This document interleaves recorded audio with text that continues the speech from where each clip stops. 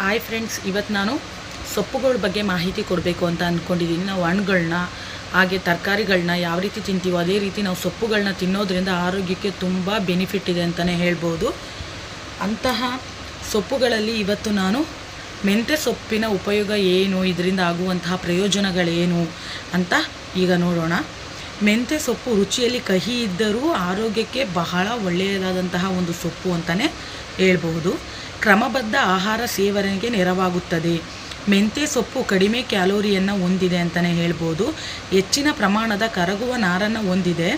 ಈ ಮೆಂತ್ಯ ಸೊಪ್ಪು ಪಥ್ಯ ಅಥವಾ ಕ್ಯಾಲೋರಿ ಸೇವನೆಯ ಬಗ್ಗೆ ಹೆಚ್ಚು ಗಮನ ನೀಡುವವರಿಗೆ ತುಂಬ ಒಳ್ಳೆಯದಾದಂತಹ ಒಂದು ಸೊಪ್ಪು ಅಂತಲೇ ಹೇಳ್ಬೋದು.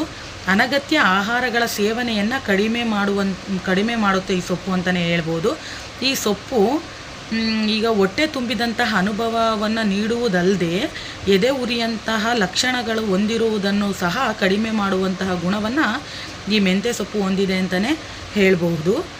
ಈ ಮೆಂತ್ಯ ಸೊಪ್ಪಿನಲ್ಲಿ ವಿಟಮಿನ್ ಸಿ ಇದೆ, ವಿಟಮಿನ್ ಎ ಇದೆ ಮತ್ತು ಬೀಟೋ ಕ್ಯಾರೋಟಿನ್ ಅಧಿಕವಾಗಿದೆ.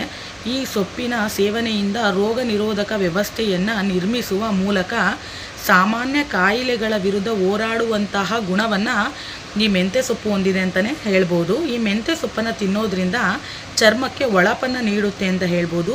ಮಧುಮೇಹದಿಂದ ಬಳಲುವ ವ್ಯಕ್ತಿಗಳು ಮೆಂತ್ಯ ಸೊಪ್ಪು ತಿನ್ನೋದ್ರಿಂದ ಕೊಲೆಸ್ಟ್ರಾಲ್ ಮಟ್ಟವನ್ನು ಕಡಿಮೆ ಮಾಡ್ಕೋಬಹುದು.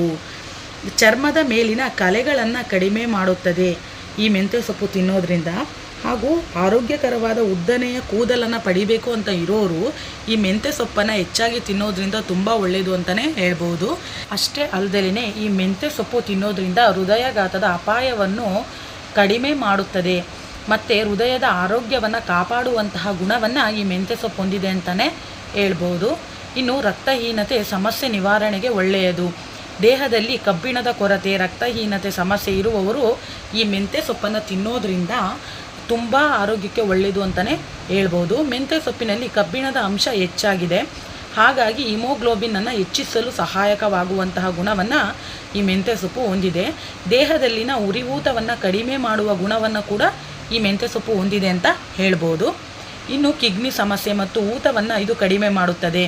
ಈ ಮೆಂತ್ಯ ಸೊಪ್ಪನ್ನು ತಿನ್ನೋದ್ರಿಂದ ಮಲಬದ್ಧತೆ ಸಮಸ್ಯೆಯನ್ನು ಕೂಡ ಪರಿಹಾರ ಮಾಡ್ಕೋಬಹುದು ಮತ್ತು ಕರುಳಿನ ಚಲನೆಯನ್ನು ಸಹ ಮೃದುಗೊಳಿಸುವಂತಹ ಗುಣವನ್ನು ಈ ಮೆಂತ್ಯ ಸೊಪ್ಪು ಹೊಂದಿದೆ ಅಂತ ಹೇಳ್ಬೋದು. ಬಾಣಂತಿಯರು ಎದೆ ಹಾಲನ್ನು ಹೆಚ್ಚಿಸಲು ಈ ಮೆಂತ್ಯ ಸೊಪ್ಪನ್ನು ತಿನ್ನೋದು ತುಂಬ ಒಳ್ಳೆಯದು. ಇದರಿಂದ ಆರೋಗ್ಯ ಕೂಡ ತುಂಬ ಒಳ್ಳೆಯದು ಅಂತಲೇ ಹೇಳ್ಬೋದು. ನೋಡಿದ್ರಲ್ಲ ಮೆಂತ್ಯ ಸೊಪ್ಪಿಂದ ಎಷ್ಟೆಲ್ಲ ಪ್ರಯೋಜನ ಇದೆ ಅಂತ ಫ್ರೆಂಡ್ಸ್. ಇದು ತುಂಬ ಒಳ್ಳೆಯದಾದಂತಹ ಒಂದು ಸೊಪ್ಪು ಅಂತಲೇ ಹೇಳ್ಬೋದು. ಇದನ್ನು ತಿನ್ನೋದ್ರಿಂದ ನಮ್ಮ ಆರೋಗ್ಯಕ್ಕೆ ಎಷ್ಟು ಬೆನಿಫಿಟ್ ಇದೆ ಅಂತ ನೋಡಬಹುದು. ಇನ್ನು ಈ ಮೆಂತ್ಯ ಸೊಪ್ಪನ್ನು ನೀವು ಕೂಡ ಹೆಚ್ಚಾಗಿ ಬಳಸಿ ಅಂತಲೇ ನಾನು ಹೇಳ್ತೀನಿ. ಈ ವಿಡಿಯೋ ನಿಮಗೆ ಇಷ್ಟ ಆದರೆ ಒಂದು ಲೈಕ್ ಕೊಡಿ, ಹಾಗೆ ನನ್ನ ಚಾನಲ್ನ ಸಬ್ಸ್ಕ್ರೈಬ್ ಮಾಡ್ಕೊಳ್ಳಿ ಫ್ರೆಂಡ್ಸ್. ನನ್ನ ಚಾನಲ್ನ ಸಪೋರ್ಟ್ ಮಾಡಿ ಫ್ರೆಂಡ್ಸ್. Thank you.